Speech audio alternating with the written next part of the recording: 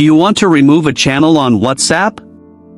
You can delete a WhatsApp channel with just a few simple steps.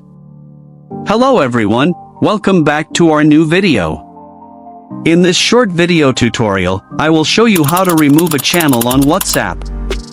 Just watch this video till the end, and do not forget to like this video and subscribe to this channel for more tutorials and tips videos. Deleting a channel on WhatsApp is the process of permanently removing a channel that you manage. To delete a channel on WhatsApp, first, open the WhatsApp app on your mobile device. From the WhatsApp home screen, tap on the Updates tab at the bottom to see your channels. Here you will see your channels and others that you follow. Scroll down to find the channel you want to remove. Find and open one of the channels that you manage.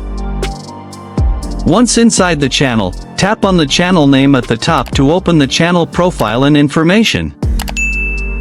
In the channel info page, scroll down to the bottom of the screen and tap on Delete Channel.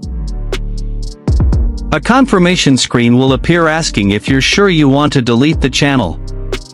Confirm your decision by tapping on the Delete button.